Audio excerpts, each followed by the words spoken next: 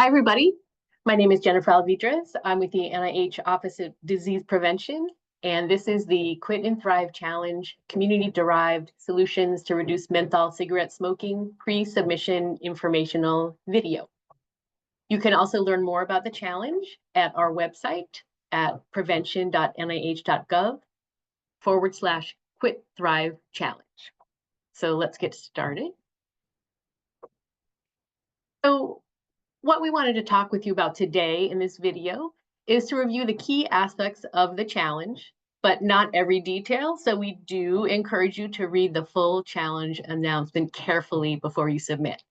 We'll also answer some of the questions we've received so far from potential submitters. And these questions that we'll be going over today are included in our FAQs as well as additional FAQs. You can look at those at prevention.nih.gov/Quit Thrive Challenge FAQs. So what we'll go over today is some background information, an overview of the challenge, eligibility and rules, submission, judging, and timeline, and then those frequently asked questions. So some background.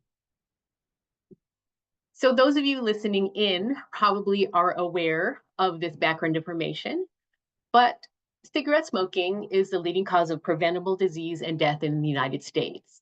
The addition of menthol to cigarettes makes it easier for people to start smoking and can make it harder for them to quit.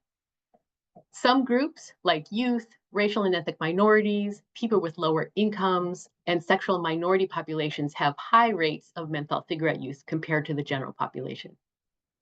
Evidence-based smoking cessation interventions are available, but it's unclear if people who smoke menthol cigarettes need additional or different support. So now to the overview of our challenge. So NIH and the Office of Disease Prevention launched this challenge to enhance the evidence base of interventions that help individuals quit smoking menthol cigarettes. So what will this challenge do? We're looking to showcase promising and innovative community-derived solutions to reduce menthol cigarette smoking among groups with high rates of use. Who is the challenge for? It's geared towards agencies or organizations responsible for developing, implementing, delivering, or enforcing community-derived solutions. So what are community-derived solutions? For this challenge, we're defining those as programs, policies, or other strategies that have already been implemented by local or state governmental agencies, community-based organizations, or service providers. And these solutions have been shown to be effective in reducing menthol cigarette use at the organizational, neighborhood, city, county, or state level. And so I do want to emphasize this point, and you'll hear it a couple more times today. This challenge is not for proposals for future work, but what you've already done that already works. So some notes: projects that are supported by an NIH grant do not meet the definition of community-derived solutions, and solutions that propose to develop new smoking cessation products or to provide non-FDA approved alternatives to combustible tobacco products like e-cigarettes will not be considered for this challenge. What are some examples of community-derived solutions? They could include local or state governmental laws or policies to limit the sale of menthol cigarettes, increase cigarette taxes, or restrict the number or density of neighborhood tobacco retailers. It can be implementation of existing evidence-based practices that are tailored to those groups with high rates of menthol cigarette use. They can be programs to enhance compliance of tobacco retailers with laws prohibiting tobacco sales to minors. They can be workplace housing or school-based cigarette smoking cessation programs. And some more examples: employer or healthcare-based financial or other incentives to encourage smoking cessation, public awareness campaigns about the risk of cigarette smoking, menthol cigarette smoking, programs that address social needs that might make quitting menthol cigarette smoking harder, programs that provide stress management strategies to help people quit, or programs that offer peer or social support to help people quit smoking cigarettes and remain abstinent. So these are just examples. Your solution may be similar to this or may be something different. So we are looking for community-derived solutions that work. So how do you demonstrate that effectiveness? So we're looking for effectiveness metrics that reflect measurable changes in behavior of people who smoke menthol cigarettes. So those metrics can include changes in knowledge or attitudes about smoking, like knowledge about the risks of menthol cigarette smoking or intention to quit. But these changes alone are not sufficient for this challenge because we're really looking for those measurable changes in behavior. So some examples of possible metrics: self-reported reduction in cigarette smoking, increased use of local, state, or national smoking quit lines, increased use of evidence-based smoking cessation treatments, decreased sales of cigarettes or other tobacco products, measured improvements in air quality in places where people are smoking menthol cigarettes. Next, let's talk about eligibility. So eligibility, and we'll define participant organization in a minute, are those that are based in the US, that are not an institution of higher learning like universities, shall not, at the time you submit, be listed as the primary awardee on an active NIH award, a grant or cooperative agreement, other transaction, contract, shall not be a federal entity or submitted by a federal employee or an employee of HHS, the Health and Human Services. And regarding who submits the submission, that person has to be over 18. Let's move on to the nuts and bolts of submission, judging, and timeline. So definitions. Participant organization is the organization that submits the solution to the challenge and is responsible for developing, implementing, delivering, or enforcing that solution. The primary point of contact is the individual who submits the solution on behalf of the participant organization and will be communicating with NIH. Collaborating organizations or agencies are those that worked with the participant organization to develop, implement, deliver, enforce, or evaluate the solution. So submission requirements: only one entry submitted per participant organization. Each participant organization has to identify a primary point of contact within the organization, and they will submit and be in contact with NIH. The submission package includes the entry form, which you can download from the ODP website, a description of the community-derived solution, references, and if there are additional collaborating organizations that don't fit onto the entry form, there's another form for that if that applies. So how will these submissions be judged? All submissions that are responsive and meet the eligibility and participation rules will be evaluated by subject matter experts who are federal government employees using the following criteria. The first is relevance to populations with high levels of menthol cigarette use. So this will be related to what extent does the solution address menthol cigarette smoking in populations with high rates of use? To what extent were members from those populations or communities included in the development, implementation, or evaluation of the solution? Next is innovation.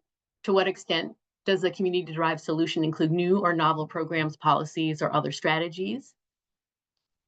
And then here is the biggest score-driving element: evidence of effectiveness. Are appropriate and convincing measures or metrics of effectiveness provided that indicate changes in smoking-related behavior? Are data provided that are specific to menthol cigarettes? Are data provided that are specific to individuals or populations with high levels of menthol cigarette use? And then finally, the potential for sustainability or broader implementation. How sustainable is the community-derived solution? And to what extent can that solution be implemented in other locations or settings? So the timeline for this, and if you did listen in on our earlier webinar, we have changed the timeline. So this challenge opened in November of 2024. The submission deadline is now September 2nd, 2025. We'll do the judging somewhere around October, November 2025, and then awardees will be announced around January 2026. So now let's move on to frequently asked questions. And before we get to some of the specific questions, I just wanted to emphasize, because we are NIH, so organizations interested in submitting may think we're asking for grant applications. So we wanted to highlight how this challenge is really different from what you would do if you're submitting a grant application. First, and I mentioned this before, prizes are awarded based on what you've already done, not what you propose to do. Because of that, no budget plans are required, and NIH will not be monitoring spending after the award. There are different submission requirements rather than the standard sections and documents for an NIH grant. These are different, so you'll definitely want to read those instructions carefully. The entries are submitted via email rather than an online submission system. Unlike an NIH grant, we're not evaluating preliminary studies or any prior experience. It's just what you actually did and whether it worked. And institutions of higher learning and NIH-funded institutions are not eligible. Those typically are the ones who receive most of the NIH funding, and they are not eligible. And then judging is done using federal subject matter experts rather than outside experts. What is not different with this challenge from an NIH grant is that you can reach out to us before you submit your entry, and we certainly encourage you to do that. Okay, now we can move on to frequently asked questions. My colleague Eric is going to be helping me out with the question. Hi, Jennifer. So let's start with some general questions. What does it mean for a solution to be community-driven? Right. For this challenge, community-derived means that the solution was developed or implemented by non-academic organizations or agencies at the local or state level. So solutions that are led by academic researchers or supported by NIH grants or are more national solutions led by the federal government wouldn't fit the definition of a community-led solution. Next question. Can the solution be focused on a population different from those mentioned in the challenge announcement? Yes. So the challenge is focused on populations with high rates of menthol cigarette smoking. So we provided some examples like youth, racial ethnic minorities, but you can use other populations as long as you show that those populations have high rates of menthol cigarette smoking. Next question. Can we evaluate a law or policy the local government has enacted? That depends. So if you remember, the challenge is for organizations that are really implementing or delivering or enforcing the solution. So if your organization was responsible for crafting, implementing, or enforcing the law or policy, yes. But if not, if you would just be evaluating it, then no, that would not be the kind of community-led solution we're looking for.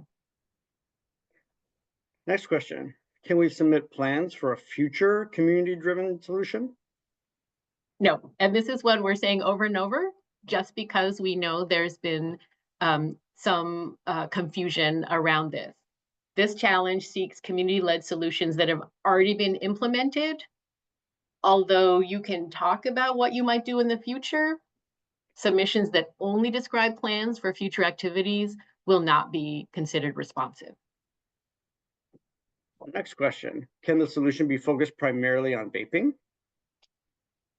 No, not primarily, because the focus needs to be on menthol cigarette smoking, but it is possible if a solution addresses both menthol cigarette smoking and vaping, that would be fine. So moving on to questions about evidence of effectiveness. What kinds of measures or data are acceptable to show effectiveness? Right. So there's flexibility regarding what kind of data. It should fit what your community-derived solution actually is. So it can be surveys, self-report data, it could be service utilization data, smoking surveillance data, any other number of things. Just one reminder that we're not just looking at changes in knowledge or attitude. We need something that reflects changes in behavior. Next question. We're using a survey to measure smoking behavior, but our participants only filled it out after we delivered our program. Is that acceptable? Yeah, so we do recognize that some organizations may have already started implementing their solution before they learned about this challenge. So they may not have pre-post data.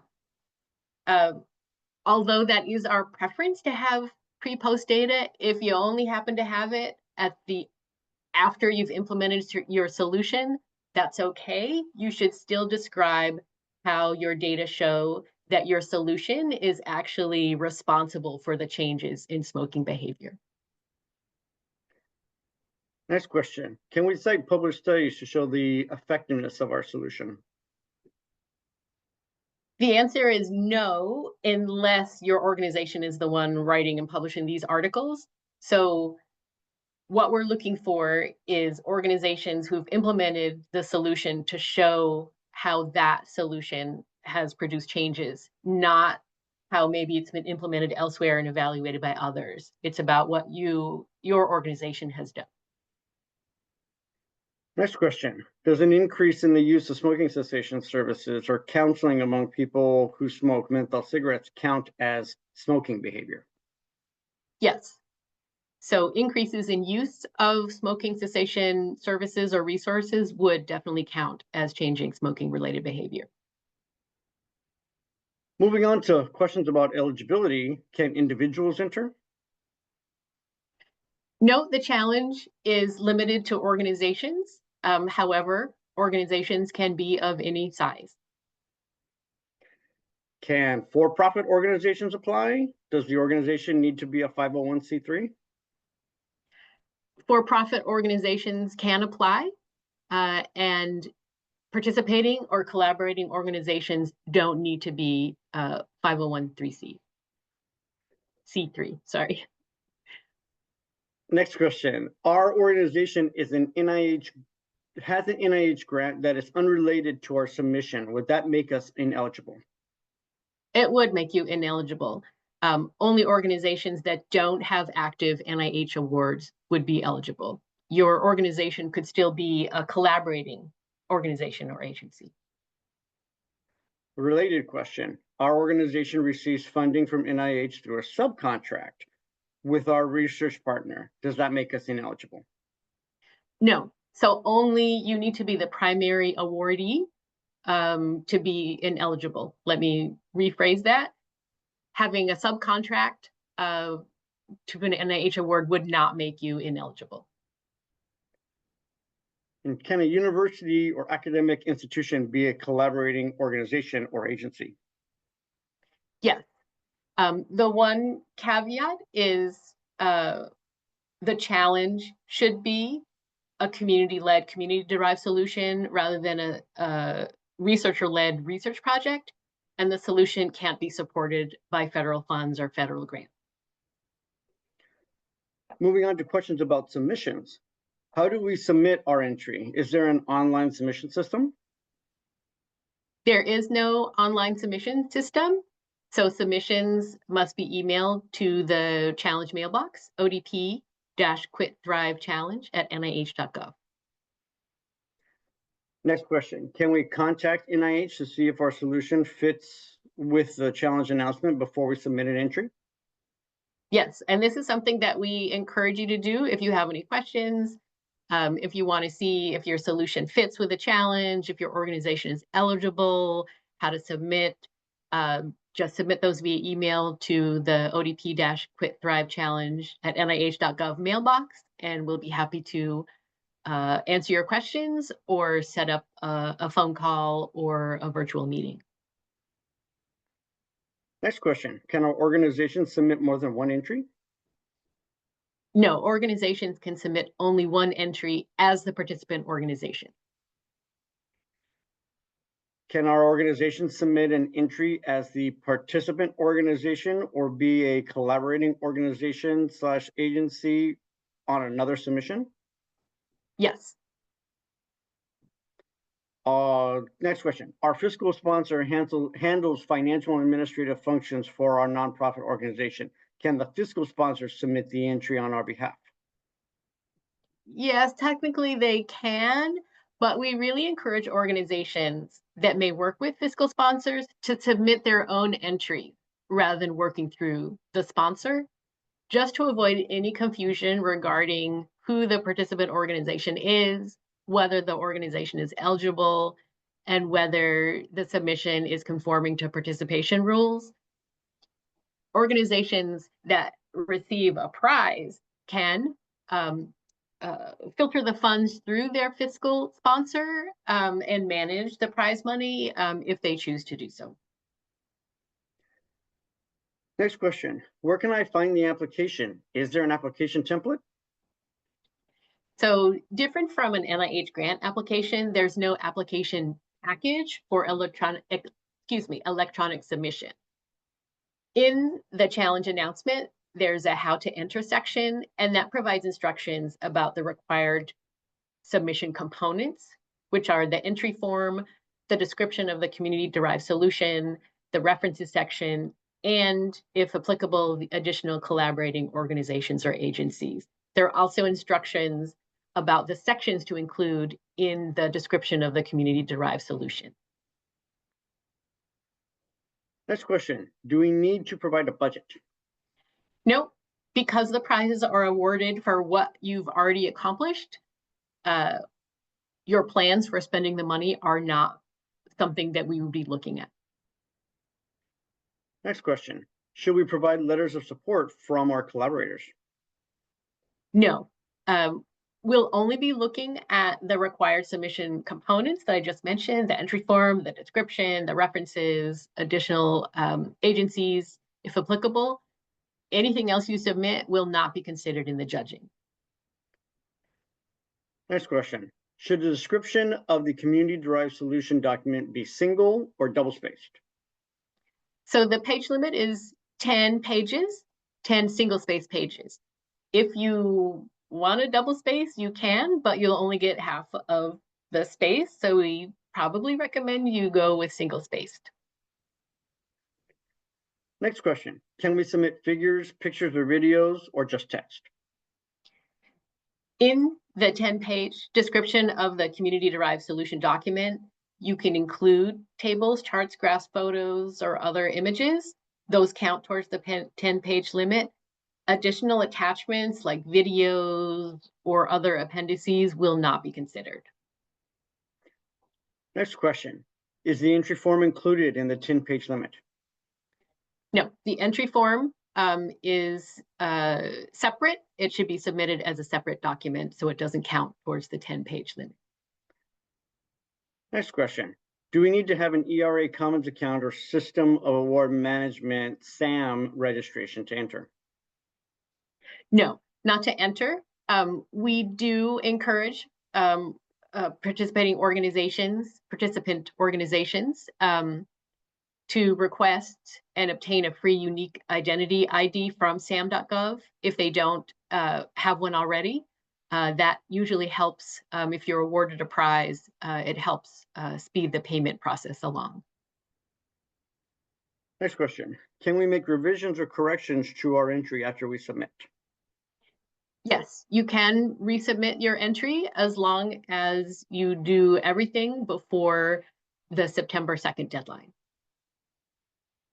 Moving on to our last collection of questions, selection and awarding of prizes. Are there different categories for selecting prizes? For example, youth versus adult focused? No, there are no separate categories for submissions or for judging. Next question, is there a preference for certain types of participant organizations in the judging?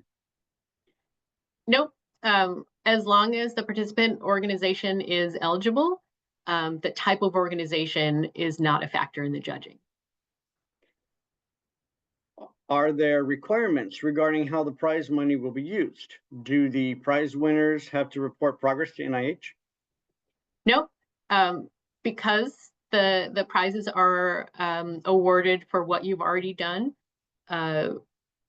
there's no requirement to report to NIH how you use the prize money. We hope that the winning organizations will use the prize money to continue with their solutions.